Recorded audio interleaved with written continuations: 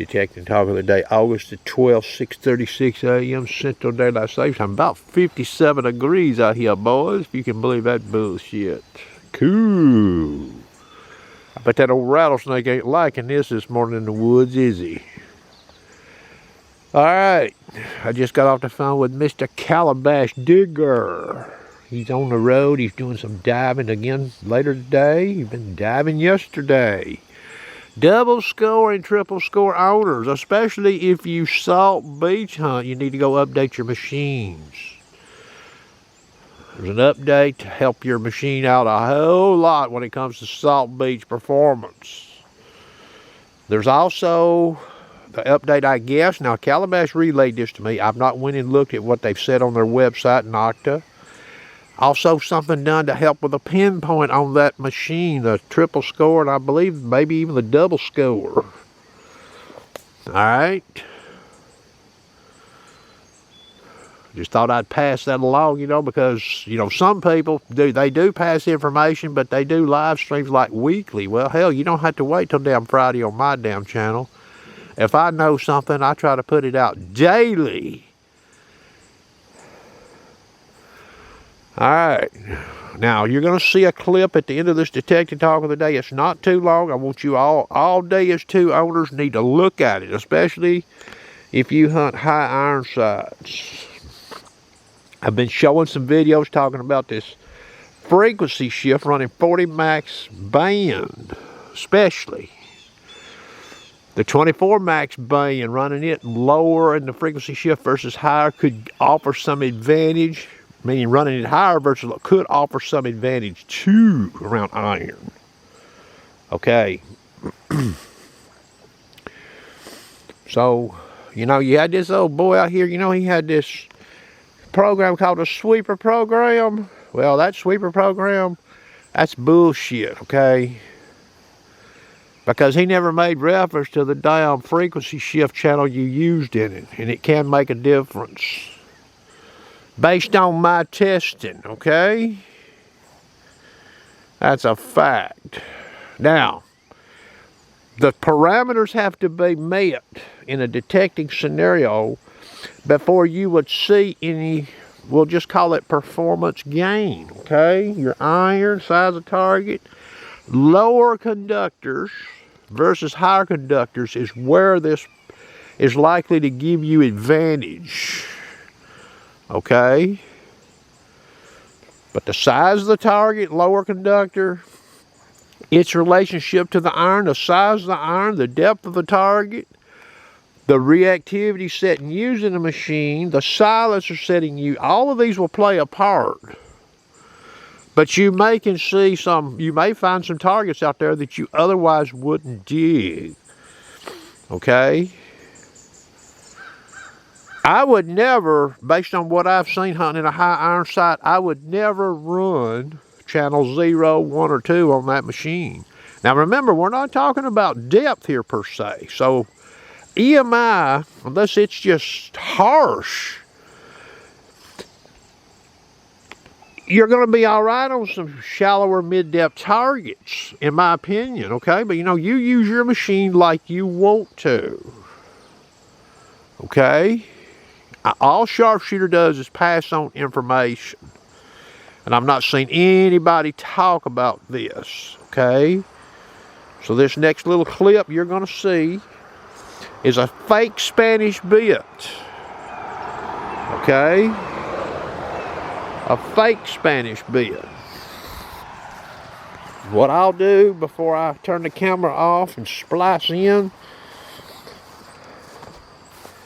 that's the situation you're going to see in this next clip.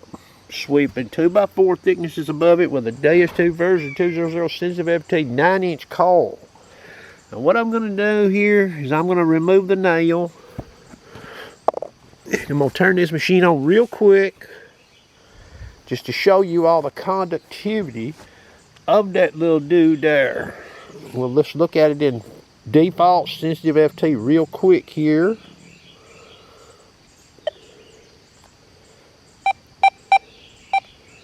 There we go. So you see what it reads. It reads lower than a nickel, okay? and it's not round. And that does, I think, play a factor. That thing right there would be the easiest thing to detect in iron versus if it was round, okay?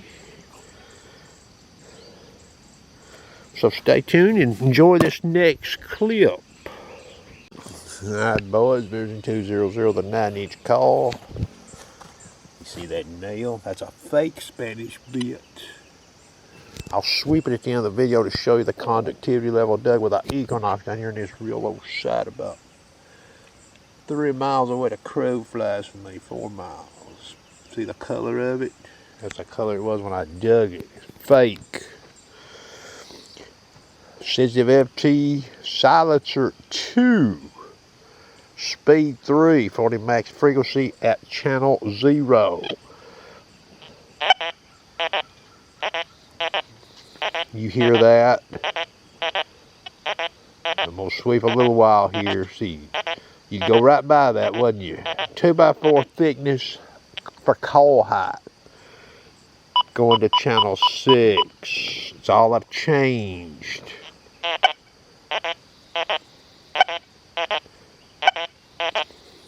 You hear that?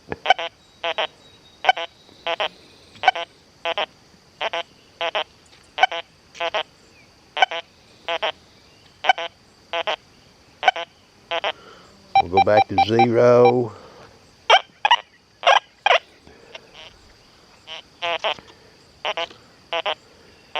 You hear that?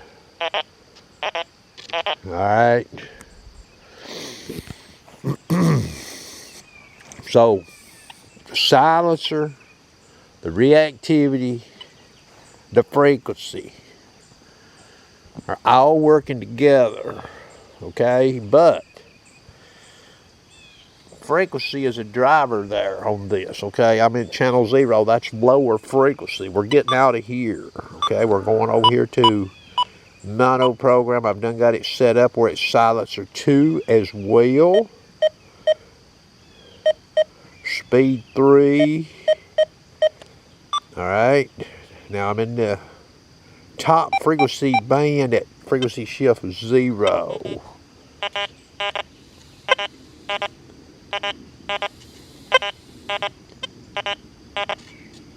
Alright, now I'm going to the highest frequency, which is 45.4. You see it there in the window.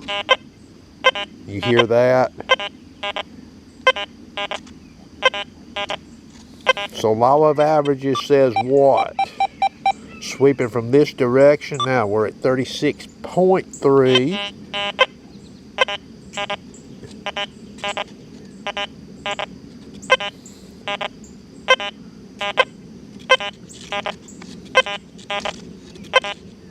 Alright, we'll go back to channel 6.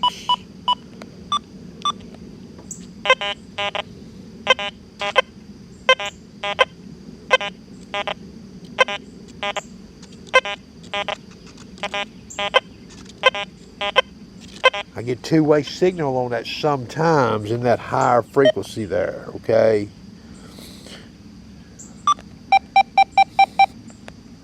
Over there, not so much.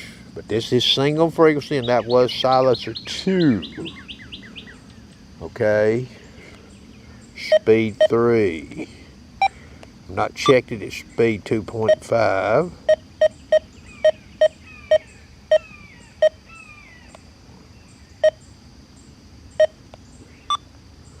Alright, we're at 0 for the shift.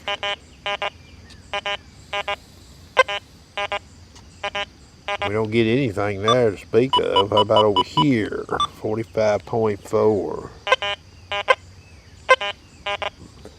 You hear that? 2.5 reactivity. Alright. We're going back. Channel 0, 36.3.